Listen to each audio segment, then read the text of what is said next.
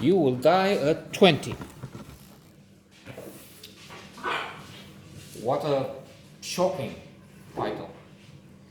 And indeed, it's not just one of those labels that are now placed on headlines on the internet so that you click a bait, okay?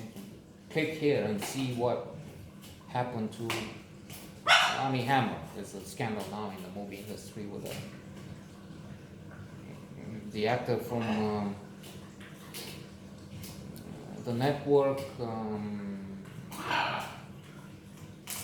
Call Me By Your Name, Hammer, Cannibal. You say Cannibal will be from now on associated with his name. Rumors, but in the world of social media, of gossiping, and such an important value attached to image, there's a problem. Okay, let's forget about that. It refers to the core of the title, the core of the movie. Because early on, the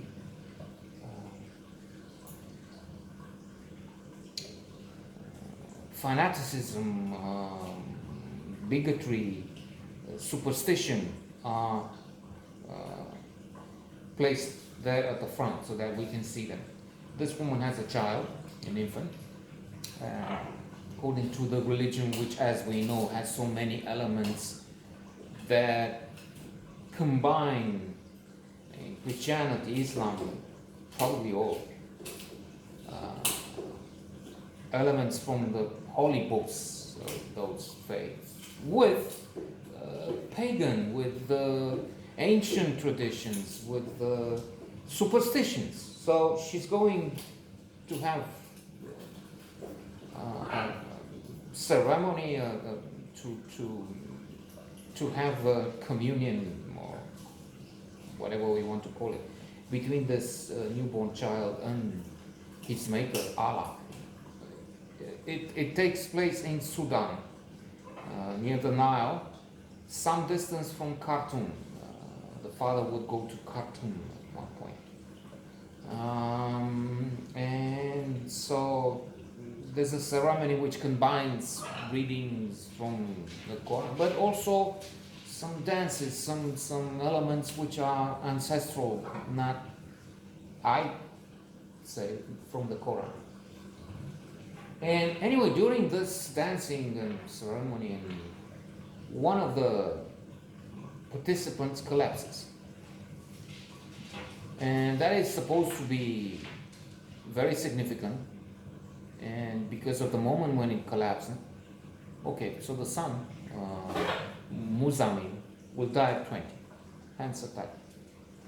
The boy will go through life waiting, and they keep talking about it. It's definite. I mean, if Allah wishes, that's His will. It's a grotesque sense of humor at times. Mother is going with her mother, the grandmother of the, or is it an aunt? No, she's much older, can't be an aunt. And or another relative. So they're going in this vehicle, which is a strange thing. It's a tricycle or something, but a big one.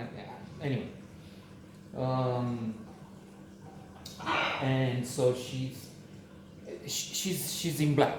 She's and the other one is white. And I'm mourning in white for my dead son, and you're mourning in black for your living son. Because indeed she's already defeated. She's living, and that's a very strong message. That's a very powerful anxieties, sadness, pain that is there on screen throughout the movie, because that's early on. So you will die at 20. The boy is terribly marked by this. In fact, the thought comes to mind now. There's a work by Nathaniel Branden, the ultimate expert on self-esteem, the author of a classic in psychology, The 6 Pillars of Self-Esteem. But he also has this opus on religion, the psychological effects of religion. And they're devastating, according to him.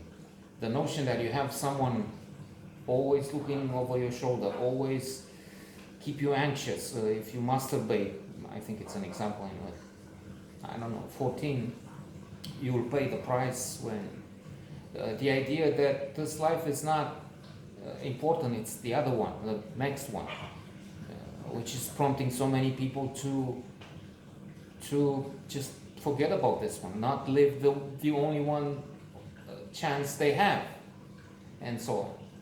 So I hope you can see the parallel, if it's at all clear, or at least distinguishable. This Allah is looking over his shoulder all the time and waiting to get him soon, at 20, not later. So she has a girl in the neighborhood who loves him, and apparently he loves her, even if we look to a serious definition and what they do, eventually we can say it's not so, it's not love. Because he is so worried, afraid, anxious, overburdened by this prospect, that he doesn't take action, big or small. At one point, she says, "Let's go into the river." No, I don't. Crocodiles. He's so worried about the little time he has left. By now, he's approaching 20. That he doesn't want to die eaten by crocodiles, and doesn't do anything. Doesn't do anything to get this woman, so to say. So eventually she's